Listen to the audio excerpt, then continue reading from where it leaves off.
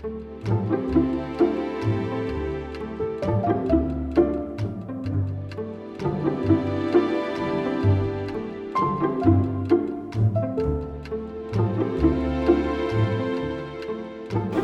with Vermont's complicated past panels, the panel about Vermont's history, and this moderator panel is Graffagnino. Thanks. Good morning. It's been a long time since I spoke at this library, going back over 45 years. I'm Kevin Graffagnino. Some of you remember me from my days as curator of Vermont history at UVM, then as executive director at the Vermont Historical Society. Retired now, living in Essex, and writing various books about Vermont history, including a new biography of Ira Allen. My co-panelists today, from my left, are Elise Guyette, who's a historian, author, and educator with a passion for discovering and teaching about stories that were lost because of the traditional telling of history from the point of view of the powerful. Dr. Guyette co-founded the Burlington Edible History Tour, which told the stories of various Burlington immigrant groups along with their food traditions and food businesses. Her publications include Vermont, A Cultural Patchwork, and Discovering Black Vermont, for which she received the 2010 Richard O. Hathaway Prize for outstanding contributions to the field of Vermont history. Mercedes de Guardiola is a New York-based innovation and strategy consultant and historian. The graduate of Dartmouth College, Ms. de Guardiola is the author of the book Vermont for the Vermonters, The History of Eugenics in the Green Mountain State, which the Vermont Historical Society published last year. Her work on eugenics is currently focused on Vermont public policies of child health and welfare, mass institutionalization, and later deinstitutionalization, sterilization, and family separation. Pamela N. Walker is assistant professor of African American history at the University of Vermont. Her research examines motherhood, race, activism, benevolence, ideas about the South, epistolary writing, and political consciousness in the 1960s era social movement networks. Dr. Walker is currently working on a book entitled Signed, Sealed, Delivered: How Black and White Mothers Used the Box Project and the Postal System to Fight Hunger and Feed the Mississippi Freedom Movement. Thought what we would do is each of us has published something recently or working on something that sometimes verges on controversial, sometimes gets feedback, sometimes it's complicated. So I thought each of us would tell you a bit about what we've worked on and what we're doing. Open it up after that to audience participation, short speeches disguised as questions, and other things that you folks would like to talk about in regards to Vermont history. We have a pretty good range here of chronology and subjects, so happy to hear from you on what aspects of Vermont you want to talk about, and we'll see what we can come up with for you. For my part, I have recently published a biography of Ira Allen, best known in Vermont as Ethan Allen's little brother, 18th century Vermont leader. And my take on this for 40 years has been that Vermonters respect Ira, but we don't like Ira. We know he was Surveyor General, we know he was State Treasurer, we know he published more than 1,500 pages of pamphlets and books about Vermont, that he was involved in the clandestine Haldeman negotiations, that you can't look at 18th century Vermont without running into Ira Allen. But for all of that, we want to like as well as respect our founding fathers, and Ira's a tough guy to like. He doesn't have Ethan's warmth or Thomas Chittenden's gravitas. He's the type of guy We named everything in Vermont after Thomas Chittenden and Ethan Allen. Bowling alleys, military units, highways, counties. But once you get past the two towns of Irisburg and Ira, it's a little hard to find something in our Vermont landscape that is named after Ira Allen. In short, we give him our respect, but we withhold our affection. And my argument is, you don't have to like him, but you've got to have him in the picture. If you don't, if you refuse to put him in because he's not a hero on a pedestal, then you're missing a tremendous amount, because he's so involved in everything about the 18th century in Vermont. I think I've probably spent more time with Ira Allen the past 40 years than I have with anybody but my wife, Leslie. So I feel like I know him moderately well, and she would say yes, considerably better than you know me, Kevin, which is probably true. And I've always admitted in writing or talking about him that I'm not terribly fond of him. He's not the most likable guy. I'd want Ethan on my side in a bar fight. I want Thomas Chittenden on my side in a political battle. And I'd welcome Ira to my team in anything, as long as I didn't have to trust him. He is in his youth, he is brave, he is visionary, he is exemplary. By his middle years, financial troubles have turned him into somebody darker and less likable. He could have become the great good man of early Vermont, but financial adversity kept him from that. But in the end, I don't think it matters. You don't have to like him. You just have to include him.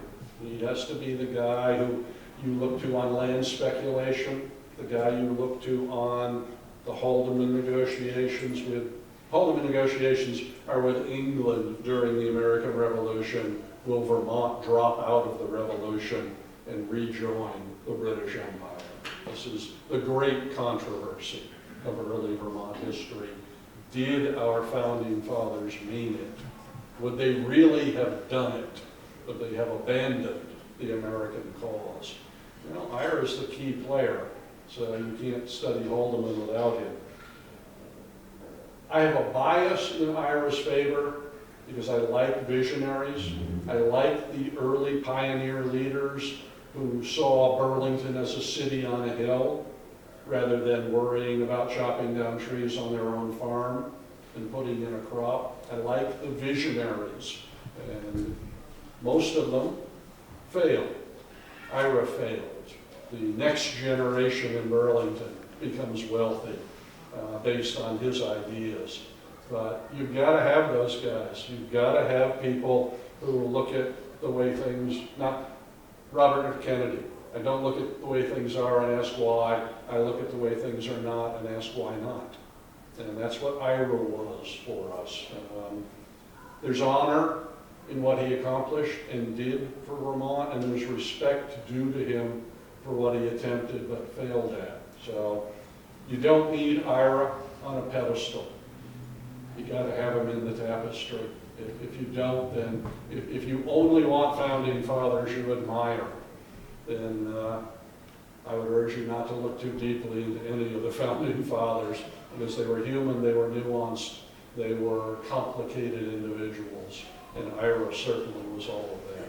So, think about Ira when you think about early Vermont. He's an interesting guy. You'll enjoy the experience of finding out more about him. Elise. We've decided we like podium talking better than sitting talking. So you'll see each of us come up here.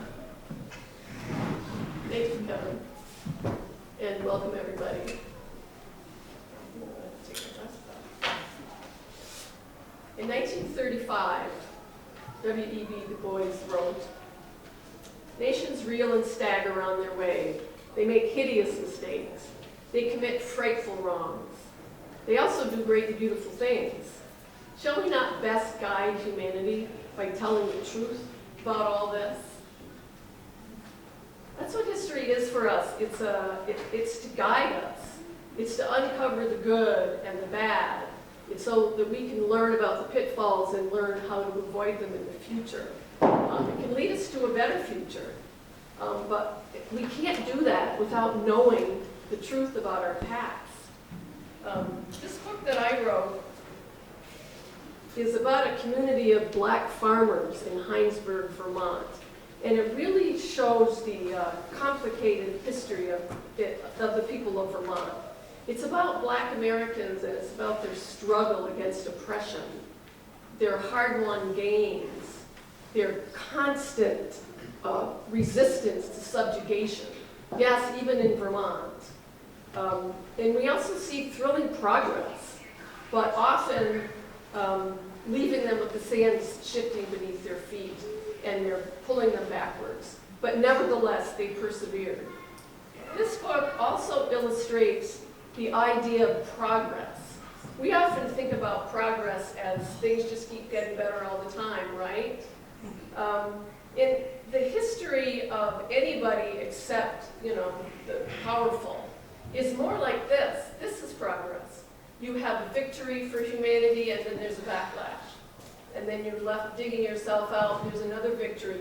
And the higher the victory, the worse the backlash, and the more violent the backlash. And so for me, this has become history. This is progress. Step forward, a few steps back. And this story and American history as a whole illustrates that. So I just want to talk a little bit during my time about the highs and lows of these families and how that fits into American history. Let's start with the real low point. And that's 1749, when two children, who later renamed Jacob and Dinah, were kidnapped from Africa. And they were brought to New Milford, Connecticut, and bought by a family there, a Partridge Thatcher family. And they were enslaved to him for most of their lives, as were their children, as were their grandchildren. And one of those grandchildren was Shubal Clark. And he's the one who ends up coming to Vermont. So he was enslaved as a child, but he was freed during one of the high points in our nation's history, and that's the Revolutionary War era. During that time, more people were freed from slavery than at any other time in our country's nation, except, of course, after the 13th Amendment, which outlawed slavery. So this is a time of great hope in the revolutionary generation. And Shubal Clark and his family, and his wife Violet Bassett Clark, come to Vermont as farmers, and also Prince Peters and the other family. There was the Clark family and the Peters family. Prince Peters fought in the Revolutionary War. He was fighting for what most black soldiers fought for in that war, and that was freedom from slavery. They were promised that if the Americans won, that they would get rid of slavery. So this was a real high point. There's blacks fighting in the Revolution, they're integrated units, and people were happy to have them. And Hessian soldiers talked about how brave and noble that these soldiers were. But then, of course, we have the end of the Revolutionary War, and we have the Constitution, and that's a low point for black folks in this country, because they were not rewarded for their service. They were, in fact, called 3/5 of human beings. So many of those soldiers who fought in the war and others really were heavy-hearted after the Revolutionary War. And some of them came to Vermont to, I think, look for isolation because they were so, downhearted by what had happened. But then things get pretty good. This is another high point. So here are these families farming in Heinsberg, Vermont. Maybe they came for isolation from white people. I don't know. But Shubal Clark becomes a leader in the Baptist church in Heinsberg. The women are involved in the economic activity. They're bringing their butter and other items that they create to the store and selling them to people. There's a biracial church, a biracial school. The men voted. They were doing very well according to the agricultural census. And they had made it. But apparently, this new class of citizens, which was free blacks, there had been free blacks before the revolution, but after the revolution, there was actually a class of free blacks. The numbers had grown. And I think that they were a little too successful for other folks in this country. And a low point became the idea of scientific racism. And scientific racism says that blacks are inferior by blood. Before this, they were inferior only culturally, and that could be changed. Or that was the perception anyway. So now that we have a new class of black people, and they're doing well, now we have to have something to keep them down. So that's scientific racism. The Peters started losing ground, literally losing their land. The kids start being separated out of the school lists. Before, all the blacks and the white kids were all together in the list. Then I find the black kids being separated out and written down at the bottom of the piece of paper. There was an attempt to take one of the houses up there, the Langley house. The Langleys were descendants of Shubal and Violet Clark. There was a huge colonization movement in Vermont to take blacks and send them to Africa, to send them to Liberia. And at the same time, the Underground Railroad was going strong in Burlington and in Heinsberg, on this hill in Heinsberg. Then, as the century goes on, we have another high point. Abolition is becoming very strong. Abraham Lincoln is elected. The folks who were voting on the Hill, as a matter of fact, were very proud of having voted for Abraham Lincoln. The Civil War came. Black people in this country looked at that as the second revolution. Now we're going to get rid of slavery. It was the second revolution for them.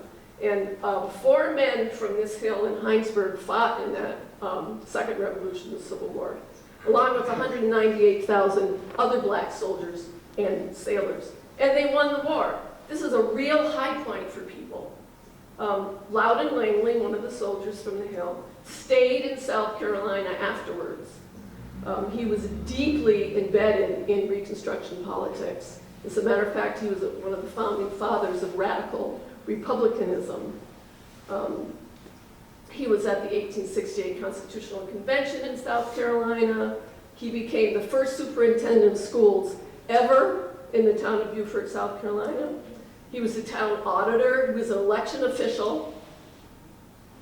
This was a real high point. For his labors at being an election official, he was arrested and thrown into prison. He was later pardoned by President Grant, but he was in prison for a year because the wrong people had won that election. At the same time that some wonderful stuff is happening in the lives of the Langleys and others in the black, this was an incredible high point for black people in this country. This was an incredible victory for humanity. So what's going to happen? A horrible, violent backlash. And that happens during Reconstruction, where at least upwards of 20,000 men, women, children were murdered, hung, raped, tortured, because they voted, because they dared to exercise their right to vote.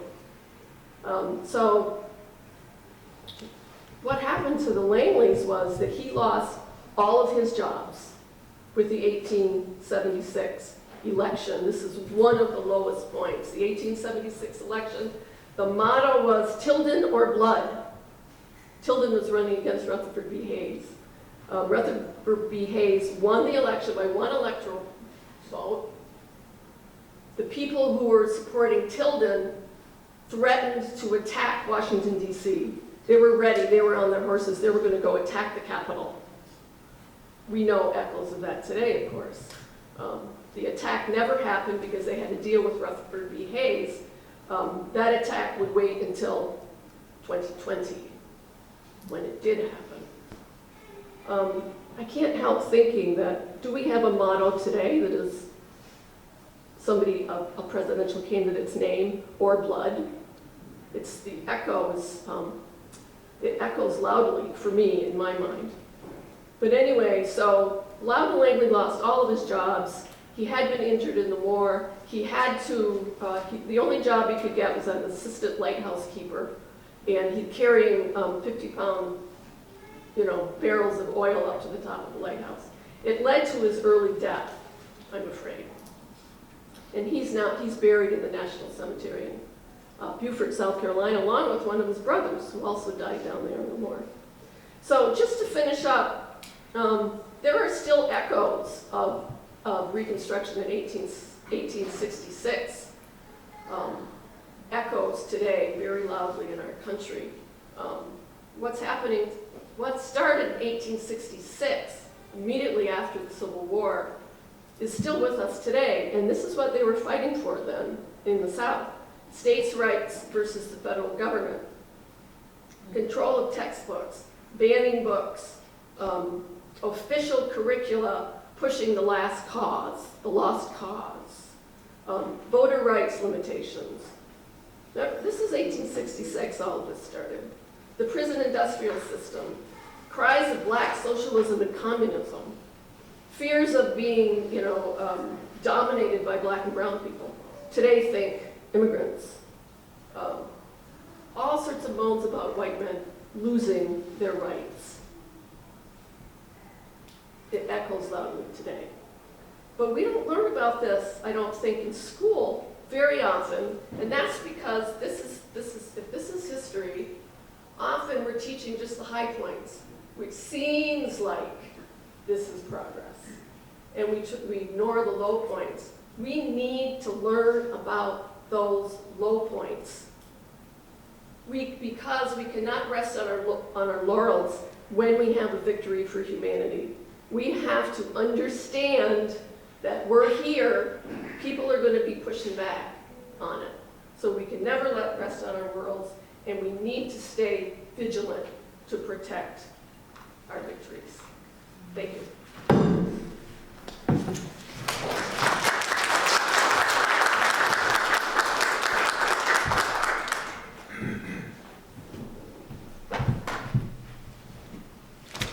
Hi, everyone. So, thank you for the introduction. My name is Mercedes de Guardiola, and I'm the author of Vermont for the Vermonters, The History of Eugenics in the Green Mountain State. So I first came to the subject as a student at Dartmouth. And, as a student, you're looking at what has come before and what has been written. And one of the things that really quite struck me at the time was that there had been tremendous scholarship led by Nancy Gallagher on the Eugenics Survey of Vermont. But at the same time, there were still these questions lingering of why do you see eugenics emerge in Vermont with such passionate support suddenly in the 1920s, where you have state leaders at the highest levels of government coming out to support a private organization led at the University of Vermont. And it's at a time when eugenics is quite popular already across the world.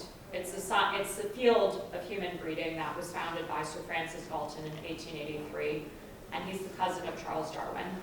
And it's already taken root in England, across America. We saw a number of sterilization laws, marriage restriction. This idea that some people just don't deserve to exist has taken root, unfortunately, across the nation.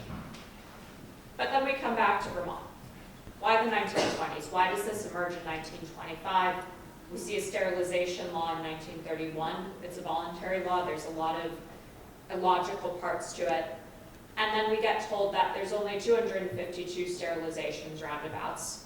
And after the organization closes in 1936 and sterilizations taper off in 1952, that's really the end-all be-all of eugenics in Vermont, a tiny little blip in this state's history. And that's incorrect on a number of levels. Unfortunately, that's the public conception that's taken hold. But when you go back and look through the records, when you go back and look at what the state leaders are saying, it actually becomes quite clear that eugenics emerged quite sooner than that. It emerges publicly in 1912. We see hints of it before that. But we see from the start that state leaders have come to look at a public welfare crisis and have come to the decision that certain people are better than others, and certain people should not be part of Vermont at that point. And the reason we see that is because in the 1800s, we have the complete collapse of the public welfare system. We see, for a number of reasons, mostly dating back to actually the founding of the state, Dating back to the founding of the state, a number of very bad policies are set up to help Vermonters who are in crisis, and they don't really help. We see policies like sending the poor to the poorhouse. We see policies of literally auctioning off the poor, and that would be for the person who agrees to take the least amount of money from the town. And all of these policies come together, and they're not helping. They're just hiding the situation at hand. And for families who fall into debt, if we thought about, until 1840, that you're going to be put in prison for debt, if we thought about all the kids with student loans today that, oh, you can't pay it back, off to prison for you, it's unfathomable. And it comes to a head when they open the Waterbury Hospital in particular and begin the system of state institutionalization as a way to address the worsening crisis in the towns. And all of a sudden you see the collapse of the institutional system because it's immediately overwhelmed. You have hundreds of people being shuffled in by the towns who have figured out that, okay, we don't have the money to pay for these people, we can just put it onto the state's hands. And unfortunately, state leaders come to the decision that no, it's maybe instead of looking at the public policy and looking at it as a problem of public policy, they come unfortunately to the decision that it's really due to people's blood. It's due to what's in you. We can't help you, we just need to get rid of you. And for those people who are deemed desirable, we're going to make sure that you get all the resources from the state. So unfortunately, that is why we see such strong support in 1912 and thereafter, leading to the Eugenics Survey of Vermont in the 1920s, to the sterilization law, but also to a number of policies which we focus so much on sterilization and that number of the 250s that we really lose sight of the forest around it.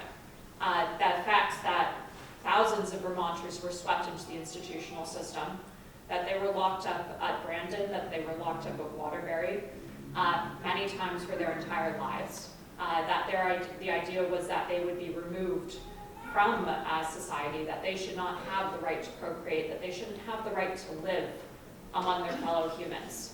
That at the institutions, they could pay their debt to the society by working off the costs of the institutions.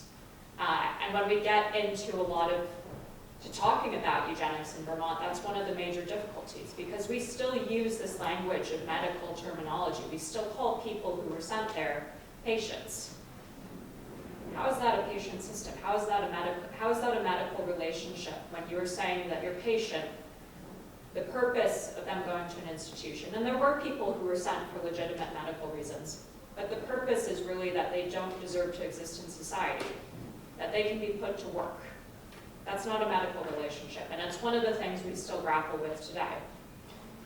And then we also come back to this issue of sterilizations. We always talk about the sterilizations. We miss the point that there's no reason that the sterilizations ended in the 1950s, that there are records that state that we don't know the full extent of sterilization, that we have records that show that Vermont did not document this properly whatsoever.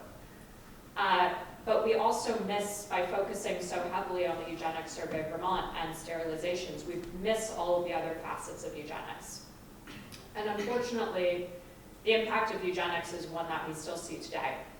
When we cannot talk about the crises that face us today, of homelessness, of the collapse of mental health treatment, if there was really ever a substantial treatment for mental health, the intergenerational trauma that was done when people were targeted on the basis, whether it be on the basis of socioeconomic class, on race, on ability, on factors that were deemed degenerate or undesirable. And those could include, it wasn't just how we think of mental or physical disability today. It could include middling performance in school. It could include pregnancy out of wedlock. It was very much a determination on people's value to society. And it's something that we have to come to grips with today. We don't quite, there continues to be this debate of did eugenics end? When does it end?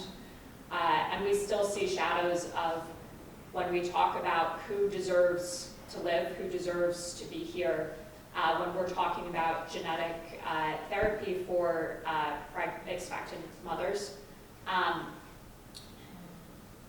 in a lot of the language that we use around health and ability. And it's one that we're going to continue to find new records, we're going to continue to find new evidence of what happened, but one that we need to continue to tell this story for the people who had to live through it, and for the people whose voices and their families' voices are unfortunately no longer here with us. Thank you.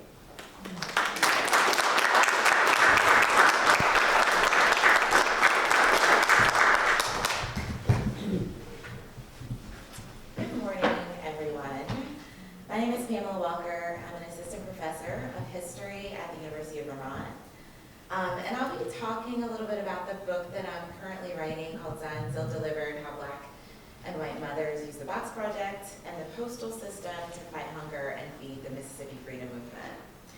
Now I'll talk a little broadly about the book itself, quite briefly, and then talk a little bit about some of the complications within this work and the kind of particularities around paternalism that exist within benevolence and charity. So my work examines women's social movement participation in the 1960s through an organization called the Box Project. The Box Project was founded by a white pacifist Vermonter. She lived in Jamaica. Her name was Virginia Nave. And this project unfolded through the postal system, which many people don't think of as this contentious site for freedom movements in the battle for civil rights. It allowed ordinary black women in Mississippi and white women in Vermont and broadly New England to participate in civil rights through the exchange of goods and letters and civil rights information about the welfare state and access to welfare services. By 1970, more than 6,000 individuals, mostly women, were trading and exchanging goods and letters through the postal system across the Mason-Dixon line. So the civil rights movement and its inherent networks, this trans-regional support, we can't really understand the civil rights movement without thinking about the way that ordinary women, often housewives, mothers, were using the postal system in order to engage with one another and access survival goods and materials. The black women of this project were using the Postal Service and its connection to benevolence as a strategy to navigate paltry welfare state programs and discriminatory federal welfare programs in Mississippi after 1964. And these letters show that black women were not just mere, existing through the civil rights movement, but they were creative and determined agents for their own survival. My book is also talking about and thinking about how New England women, Vermont women, were weaving their racial justice and their understanding around anti-poverty engagement with their regional interest in pacifism and social reform, and their desires as mothers to build healthy, peaceful, and sustainable communities. They saw participating in benevolence and anti-poverty work as acceptable forms of activism, and allowed them to stay local rather than travel to kind of dangerous sites in the Deep South. And it allowed them to participate in this way that was acceptable as mothers were participating in engaging in the exchange of food and clothing and letters. And in this way, it was also a kind of ethical validation of the self, how they saw themselves absolving themselves of any type of grief or guilt that they might have felt about what was taking place in the Deep South and what might have been taking place in their kind of broader communities with racial justice issues. I'll be talking more broadly about the Box Project at other talks. I'm giving a talk in a couple weeks at UVM if you want to hear more about the Box Project. But for now, I'm going to talk more about the kind of way that benevolence and charity and paternalism really existed within this project. And in many ways, this project was meant to kind of create friendship, but it also leaned on these ideas of distance and attempts at closeness through letter writing. There was also a piece of this project when you're talking about charity and benevolence. There are ideas about who is deserving, what type of poverty is deserving, and what folks had access to if they were receiving goods directly from individual families. And this work is also dealing with ideas about race and racism and what type of racism or perceptions around Southern racism existed that might have obfuscated racism and poverty within the state of Vermont, which was existing in the 1960s. And even the participants of the Bronx Project were kind of thinking about poverty in their own state, but also felt that their participation in this postal project, where they're sending alms and sending gifts to the Deep South, was more acceptable for them to participate in than a kind of direct type of participation. And so one way that paternalism is manifesting is that, you know, white women are seeking ways to attract other women to the project. And in many ways, they're editorializing the experiences and existences of rural Black women in Mississippi in ways that often reduce the women who are receiving material goods as merely suffering agents, merely suffering objects without agency.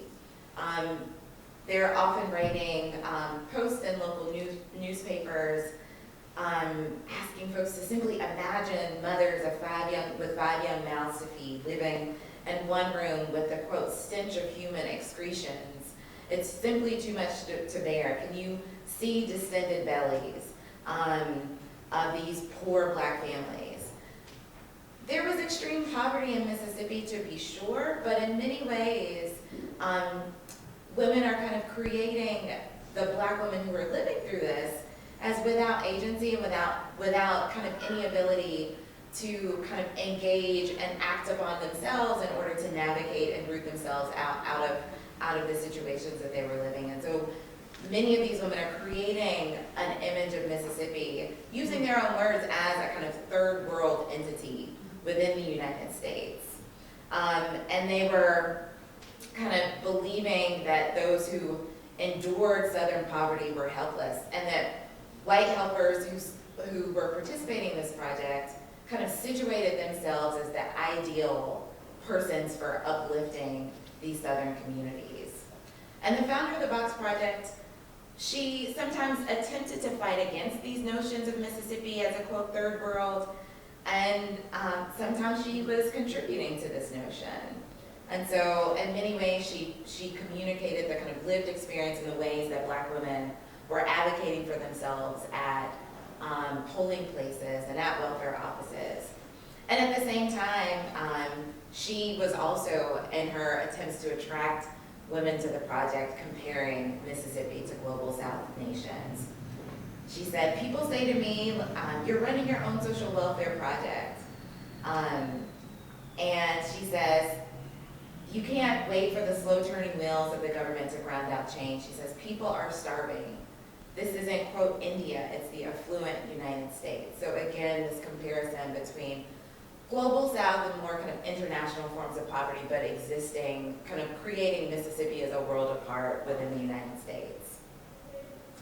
And I'll also just say one more thing about kind of these types of exchange programs that were existing in Vermont, and kind of the way that the nation is viewing Mississippi as this place to aid and support and save. There was another program that was closely tied to the Box Project called the Vermont and Mississippi Project. It was started by a Montpelier teacher named Ted Sieber. And he had been a Freedom Summer worker in 1964.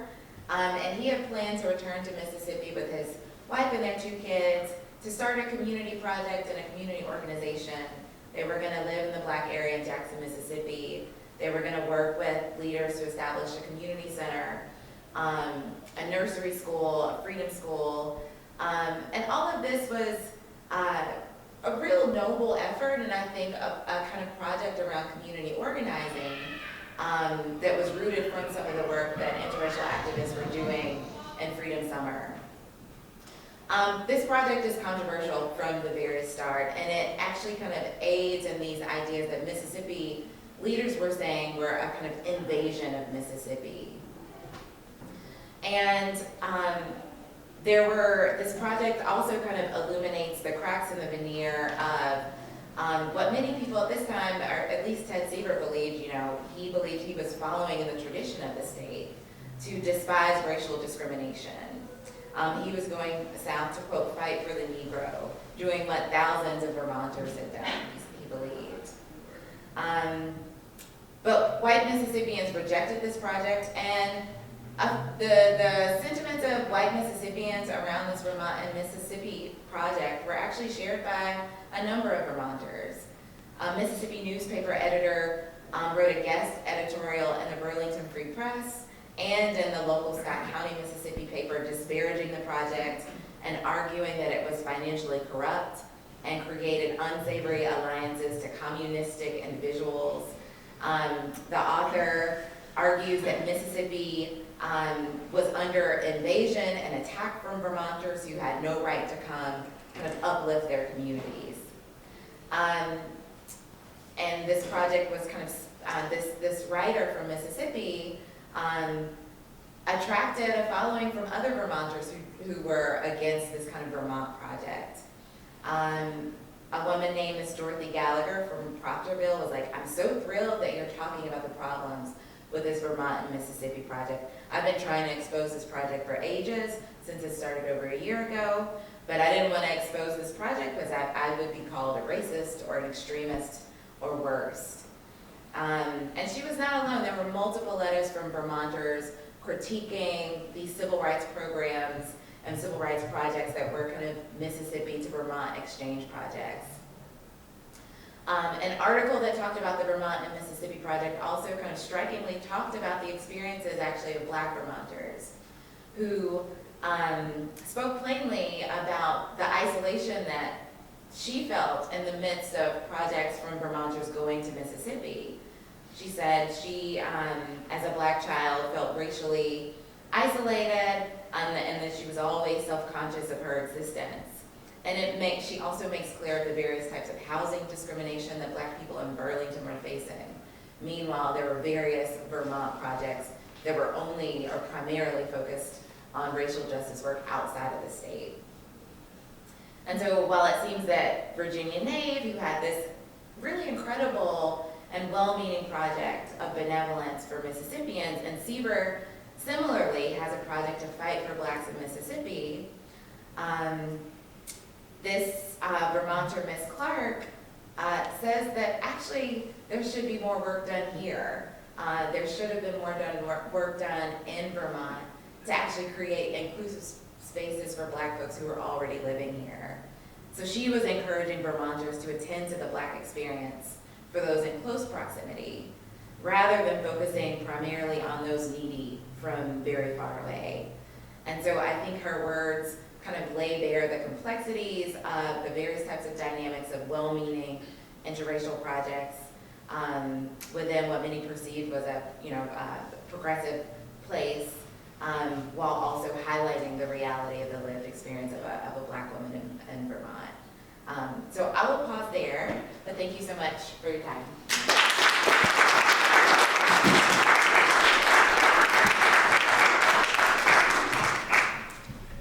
All right, audience reactions, audience questions. I ask that you speak loudly because one of us up here is very old and cannot hear squat. Up to you folks. Don't tell me you're all so awed by our four of us that you have nothing to say. All right, I will say some things about the Vermont and Mississippi and the Box Project because my mother was very actively involved in them in the 60s, and I ran the mimeograph machine for 10 cents an hour as a 9 or 10-year-old. There was a lot of pushback in Vermont. We got a lot of phone calls in the middle of the night asking if it was the Communist Embassy in Vermont. We got a lot of letters from Vermonters and people from the South telling us to mind our business or we'd be in serious trouble. The notion that Vermont should not interfere in the South, that it was a Mississippi problem and they would handle their own, was quite prevalent. And I got into a lot of fights at Montpelier Elementary and Middle School with kids whose parents were telling them that my mom was a communist and maybe they should beat me up for it. So the notion that this is part of the complicated part of Vermont's past. We're all very proud of Vermont's anti-slavery stance. We're all very proud of Vermont's pro-civil rights stance. But don't try to make it unanimous. There have always been people in this state who did not agree with the anti-slavery movement, who did not agree with the civil rights movement or Ted Seaver or the Vermonters who went down for the Summer of Freedom, etc. We're a fairly, our range of opinions in this state is a lot broader than sometimes we like to admit. We need to admit it, and we need to know about it, so that you're not going to build a better future if you can't accept things that you don't want to hear about in your past. Yes, ma'am. I'm just noticing that at the same time during the 60s, there was a huge wave of what they call hippies, freaks, and radicals coming to Vermont that increased the population by up to 30%. So it's interesting to see that at the same time happening. The population, the demographics really changing.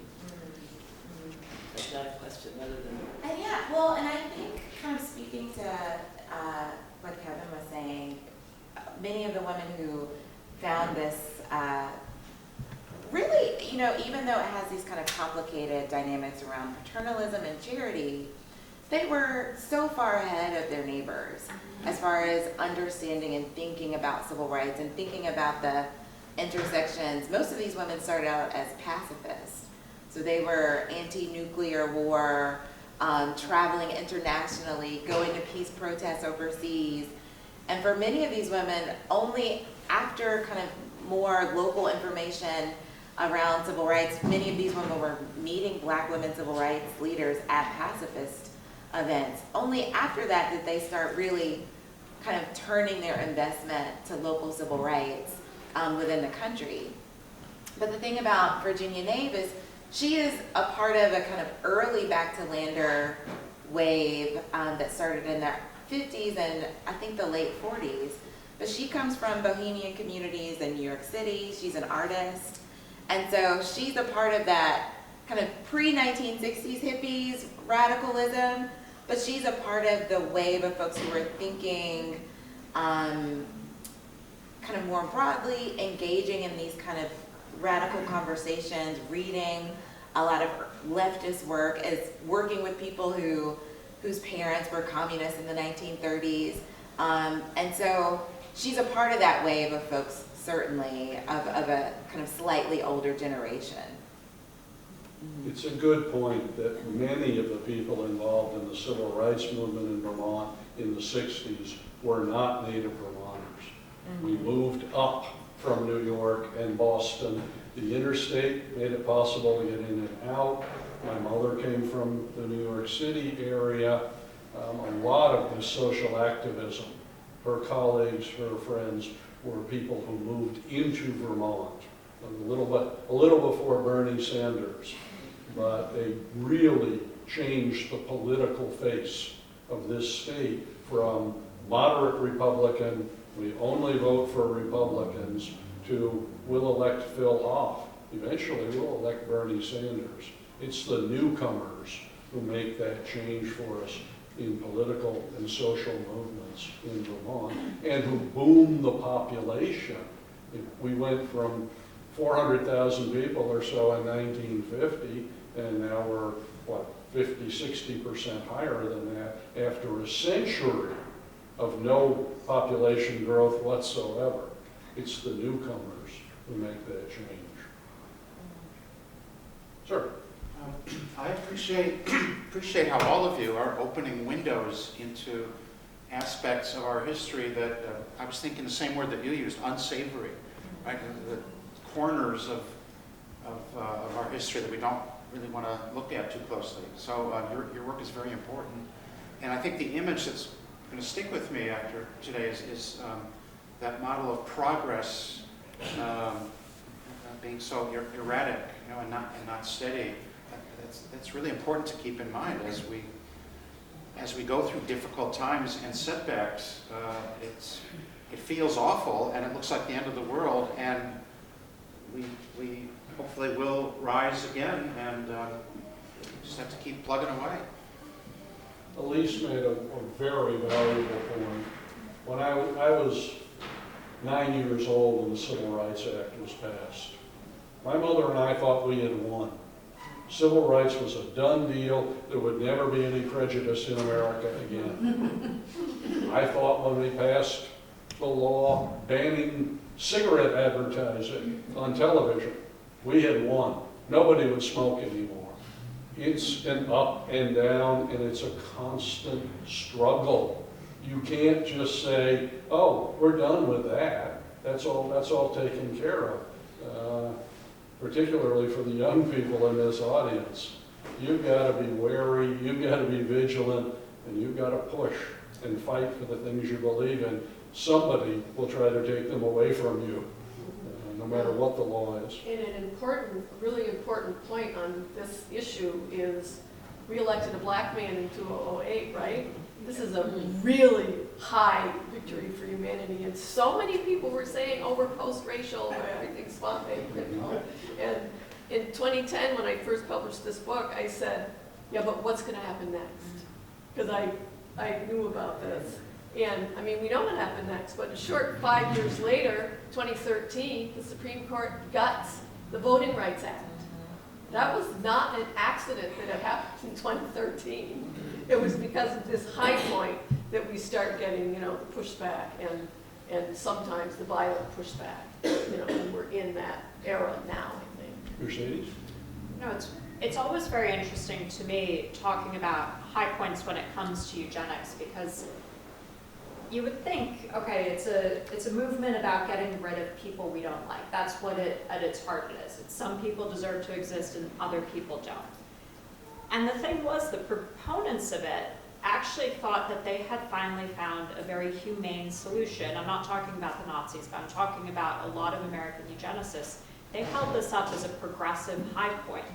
That science, blinded by their own prejudice, that science is going to help create a better future. And that was the argument they were making, and it was so interesting diving into that. Why so many people came to embrace it was because it was held up as this high point. Sterilization. Oh, we finally have a method that people can go back into society and they won't be able to procreate, and we can protect society through that. That the way they've developed the vasectomy was through experiments on young boys who had been locked up.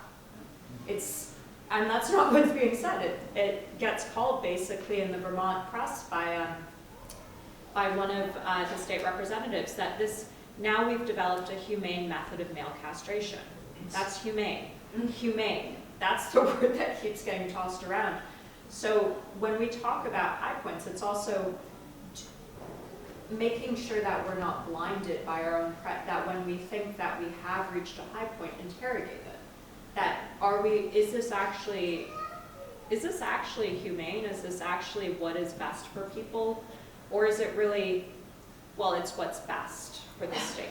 It's what's best for humanity, and under that guise of what's best for the state and what's best for humanity, committing quite a range of atrocities under that.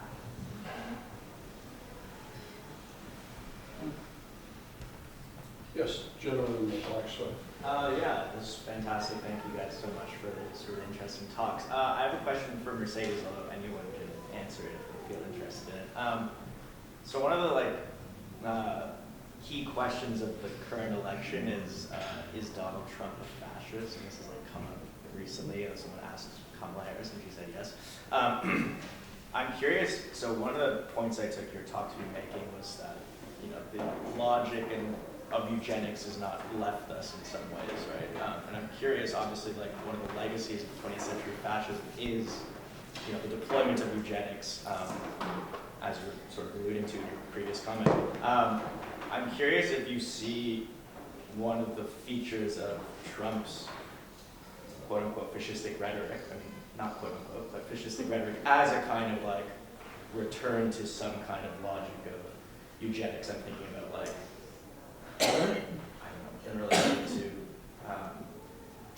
I don't know, anyway, you can speak to that if you Yes. yeah. So it's one of the complicating factors when you look at eugenics today. Is eugenics still here? Is this a new eugenics? Do we need a new word for it? Because when you talk about eugenics, what it was rooted in is a very specific 19th to 20th century movement around advocating for certain public policies that in the US, segregation, maybe death by negligence in the institution, sterilization, marriage restriction, and then in Nazi Germany, outright murder programs. And there were other examples across the world. I know Nazism always gets brought up. One of the complicating factors is that eugenics, for all that it's held up as this movement by itself, it's never unique, unfortunately. This idea that some people are just worthless is not one that was made up in the 1800s. It's one that predates the creation of the human race. And that's an unfortunate fact of humanity, that humanity has somehow always managed to make that argument that some people just don't deserve to be here. When you look at eugenics now, my viewpoint is really that it's a buzzy word. It's very easy to say, oh, eugenics still is here, or oh, eugenics isn't here. I think we need more, we're gonna need about 20 to 40 years more to really do a look back of how did this movement evolve. And it's one that's also complicated because you see the legacy of eugenics, not just in our politicians today, but also in a range of movements. And it's not quite, I wouldn't say it's restricted to any one political movement. You know, you have people out in Silicon Valley who've made the case that our human birth rate is falling, that the right people are not procreating. Those are very similar arguments to what we saw. There's also the case to be made that eugenics, you know, when you look at, there are massive parts of eugenics and the foundation of eugenics is this awful idea that's getting rid of people. But complicating it, and you know, when we try to understand it, and it's something that as a historian I always grapple with, of not every argument, that doesn't mean you can't say every argument they made is good or bad. It, you know, when you start saying things or labeling things good and labeling things evil, then people don't want to look at the full history.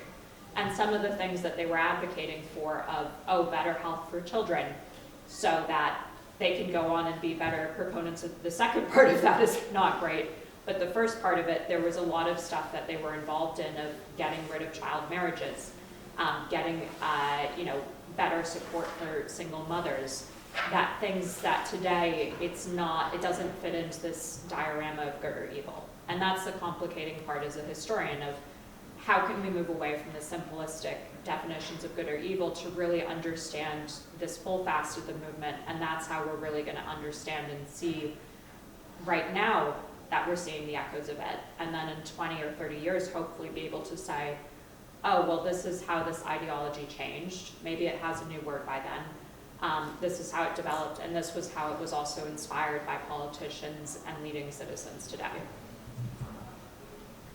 Time for one more question. Who is especially enthusiastic? Yes, ma'am. Yes. I don't want to sound crass, but what about if your books and works weren't so Vermont focused? Wouldn't you sell more books if it were, you know, national or universal? And how do you and your publishers grapple with it? Are you claiming, madam, that this is not on the New York Times? I'll leave it to my co-panelists. Honestly, since my book's not out yet and I'm actively working on it, that I am thinking about broadly how people engage in social movements. There's a component that definitely deals with Vermont and thinking about how Vermonters and people in New England see themselves as progressive, see themselves as different from Southern races. And I think that's something that has been a part of the conversation about how people and how white people engage in social movements in a way that is useful, effective, not paternalistic, doesn't try to take over like Black freedom movements in that way. My book is also dealing with the civil rights movement and Black women and Black mothers and overlooked histories of people who after the Voting Rights Act was passed, after the Civil Rights Act was passed, still had trouble finding food and putting food on the table. So in many ways, my book is a story kind of thinking about people in Vermont, a woman who founded this project, but also sees herself as someone who is a part of the kind of outside of the South in a way that sees herself as more progressive than the kind of traditional white person, but also ends up reproducing similar dynamics of power that we still today see in social movements and dynamics around paternalism that exists through types of benevolence and charity that's offered to aid and support and help people. And similarly, the kind of ways that rural Black people work in the struggle for their own liberation while engaging in kind of interracial spaces. I think these are broad questions that Americans and people who might read my book would be interested in. So while it's kind of thinking about these two different spaces, I'm hoping that it has broader appeal because I think these are questions that folks have been thinking about for a while, especially since 2020, and I think are still thinking about now. And my book is about rural Blacks, and my original publisher was University Press of New England. Now it's the Vermont Historical Society. But their thought was very little has been written about rural Blacks. What's been written is Blacks in the cities, right? The Black churches, Black institutions in big cities. So their thinking was, this is going to have an appeal, especially for scholars. I don't know if it will have an appeal for the regular audience, but especially for scholars, that this really adds to a little known, history of Blacks in rural areas in particular. Especially outside of the South. Yeah, and it did have, and it has had some play, among people who are interested in Black history. But at the same time, I'd written another book, and that's about Loudon Langley down in South Carolina, because I'm thinking that's going to sell more, right? So we're all crass at some level, right? So I do have, it's in the, it's in my computer, it's in the hands of, Black woman in South Carolina who's looking at it right now. But it's about him and his family's, struggle during Reconstruction, which will probably have a broader appeal. And I've also fictionalized some things in it, which will also make it have a broader appeal. All right, I have to give the room back to the organizers. Thank you all for coming.